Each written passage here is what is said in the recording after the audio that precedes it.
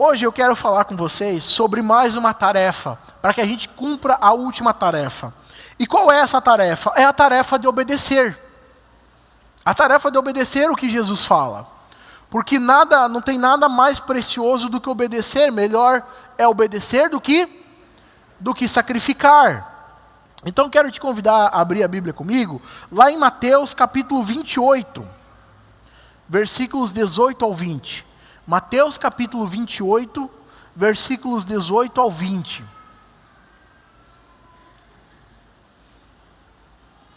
Então Jesus aproximou-se deles e disse: Foi-me dada toda a autoridade nos céus e na terra, portanto vão e façam discípulos de todas,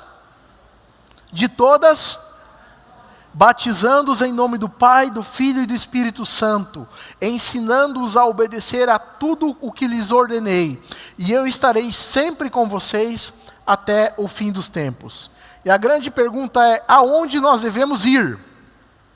Se nós queremos cumprir uma tarefa, a gente precisa saber o que fazer, como fazer e aonde fazer. Então é isso que Jesus responde aos seus discípulos. Ontem nós vimos que na última caminhada de Jesus com seus discípulos, ele sobe até Cesareia de Filipe, leva eles para um centro de adoração, para um centro onde eles não se sentiram bem, e é isso que o Evangelho faz. O Evangelho não te traz para um lugar de conforto, mas de desconforto, porque ele anda na contramão da cultura do nosso mundo, e você precisa entender isso. Então, se você tem uma vida que você vai no fluxo da cultura, você está indo contra a cultura do reino.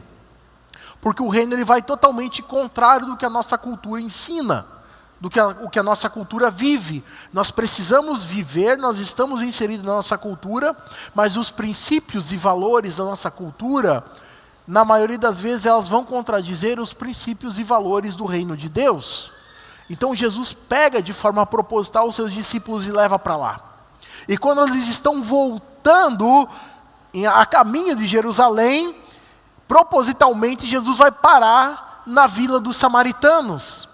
E lá em Lucas capítulo 9, Jesus para nessa vila só para descansar. E ele não é bem recebido naquela vila. E as pessoas querem apedrejar ele e os seus discípulos. Tanto é que os seus discípulos levantam e dizem: Senhor, se tu quiseres, nós vamos orar para que caia fogo dos céus e consumam essas pessoas. Olha só a audácia deles. Eu imagino Jesus olhando para eles e falando: como assim? Como assim? Eu envio vocês para amar e para evangelizar e para carregar a cruz. Então, ser um cristão tem a ver com isso.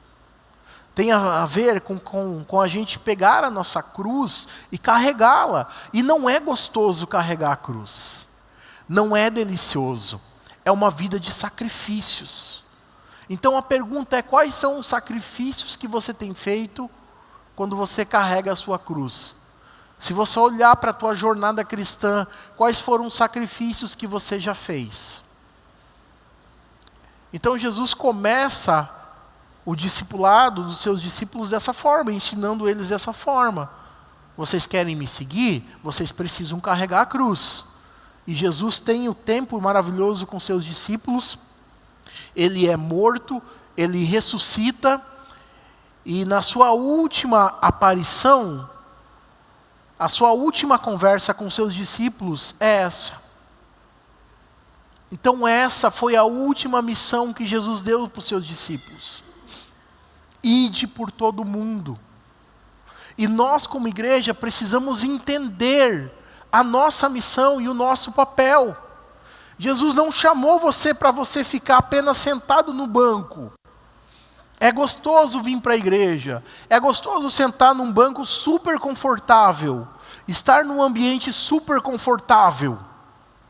As igrejas hoje em dia vivem muito isso, né? Produzir um ambiente para que as pessoas se sintam bem, se sintam confortáveis. E a igreja é um local de evangelização. E nós devemos fazer isso. Mas quando nós viemos e fazemos isso, nós precisamos voltar para os nossos lares. Nós precisamos voltar para as nossas casas. E aí, quem nós somos lá fora? que é fácil ser luz aqui dentro da igreja, ser sal aqui dentro da igreja, não é? A gente é um grande saleiro, né? A gente aqui é uma loja de iluminação aqui. Aí é uma loja de candelabros aqui, de luminárias. Mas lá fora, quem nós somos? Será que o sal perde o sabor lá fora, lá na tua escola, na tua casa, no meio dos teus familiares? Então a Bíblia vai nos dar algumas sugestões para onde a gente precisa ir. A primeira delas está lá em Marcos 16:15, que Jesus vai falar assim: e disse-lhes, vão por todo o mundo e preguem o evangelho a todas as pessoas. Então nós como igreja precisamos entender isso, que nós precisamos ir pelo mundo todo, em todos os locais, todos os lugares, e pregar o evangelho a todas as pessoas. E essa palavra é muito enfática, todas as pessoas, por todo o mundo. Então Jesus nos chama para ir e fazer discípulos de todas as nações. E a palavra que é usada ali, no grego, é a mesma palavra que foi usada lá quando os filhos de Noé saem da arca. Quando os 3 saem da arca e começam a formar as nações, as primeiras nações do mundo. É a palavra etnes, que significa povos, línguas, nações. É a mesma conotação para uma palavra só. Então Jesus nos chama para todos os cantos do mundo. Segundo lugar que a gente precisa ir, pelas ruas da cidade. Eu sempre falo, missões começa do outro lado da rua, mas vai terminar do outro lado do mundo. E aqui do outro lado da rua, como é que é? Lucas 14:21 é a grande parábola da grande ceia, né? Que os convidados não vão, e aí o Senhor manda que o seu criado saia pelas ruas, convidando todo mundo para a ceia. Vá rapidamente para as ruas e becos da cidade, e traga os pobres, os aleijados, os cegos e os mancos. Então essa igreja precisa ir para as ruas, precisa ir para os becos, precisa ir aonde você está. É uma igreja para todos, de todos. É uma igreja que abraça todos, que não faz distinção de raça, de pessoa, de cor, de língua. Então você precisa entender isso. Eu tenho um grande amigo, o pastorzão, o pastor Tércio, da Monte Serra, lá em Porto Alegre. A igreja deles era no centro da cidade. E era um templo bom, um templo bonito, um templo próprio que eles tinham. E Deus deu uma visão para ele: sai desse lugar. A igreja ficou pequena, não cabia mais pessoas. E eles foram para os fundos do aeroporto de Porto Alegre, aonde a Varig, que faliu, tinha vários galpões, numa rua sem saída, e lá eles abriram a igreja, alugaram e construíram a igreja. E a igreja lá está explodindo a igreja lá. Eles estão tendo que fazer mais cultos. É um salão gigante, que cabe lá umas 2, 3 mil pessoas, e a igreja tem crescido. Então é umas ideias loucas que Deus dá para os líderes, né, pastor? Sai e vai para um lugar inusitado. Porque a gente é a igreja onde a gente está. A igreja de onde eu vim, em Florianópolis, é num ginásio. Então Deus deu essa visão para o nosso pastor. Poxa, se a igreja batista de Barreiros fechar, o que essa igreja vai ser? Qual que é a diferença que ela vai fazer? Ah, tem outra igreja ali, tem outra igreja lá. Então ele falou, a gente vai fazer uma igreja que faça a diferença na comunidade aonde a gente está. E quando a gente comprou o terreno, ele falou, a gente não vai construir uma igreja, a gente vai construir um ginásio. Então durante a semana a nossa igreja tem atividades esportivas de futebol, capoeira, jiu-jitsu. E dia de semana a gente enche de cadeira, puxa as redes, tem o palco, tem o telão de LED lá e tal também, e vira a nossa igreja. Então lá é a nossa igreja. Então a gente precisa entender que como igrejas, a gente precisa ir nos locais aonde a gente está. Nos becos, pelas ruas, chamando os pobres, os bêbados. Qual outro lugar que a gente precisa ir? Para a nossa casa. Falar de Jesus na nossa casa. Jesus fala bem assim em Mateus 5,19. Jesus não permitiu que voltasse para casa, que caminhasse com ele, mas ele disse assim: vá para a sua casa, para a sua família, e anuncie-lhes quanto o Senhor fez por você e como teve misericórdia de você. Então, Jesus expulsa os demônios daquele rapaz, Jesus projeta aqueles demônios e manda que eles fossem para a manada de porcos, e depois daquele alvoroço todo, de todas as pessoas virem, quando Jesus está indo embora, aquele jovem corre e fala: Jesus, eu quero te seguir.